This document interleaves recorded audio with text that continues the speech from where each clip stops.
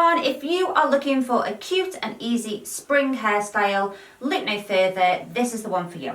So we will start off by just adding a bit of grip to the hair, so you could use dry shampoo. I'm using a clay spray, just a quick spray just to help the style not slip out. So we'll start off by taking a slice of hair from the top here, and I'm going to break that into two. And then the piece of hair that's nearest to the face, we're just going to bring to the back. I'm now going to take another little slice of hair and cross it over again.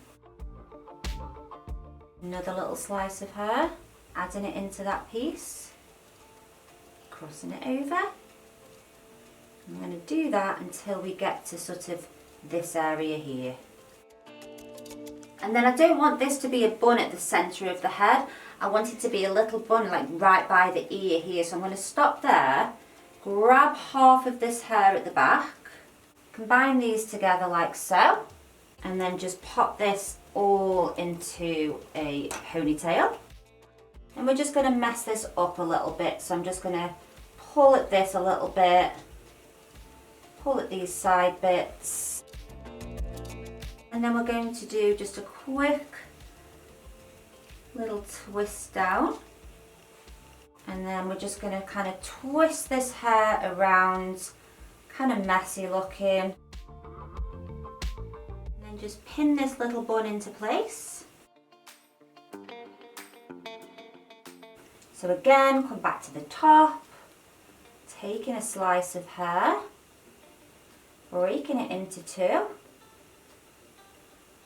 and again the piece that's nearest to the face goes to the back. Now this one's nearest to the face, and we're going to pick up a little piece of hair, take that over, and again. And then once you are down to the nape again, you're going to grab all this hair now, and just letting that kind of sit there. And again, you can just go in, create that little bit of texture, break it into two again, just quickly twist it round, not too tight, and again just twist this around.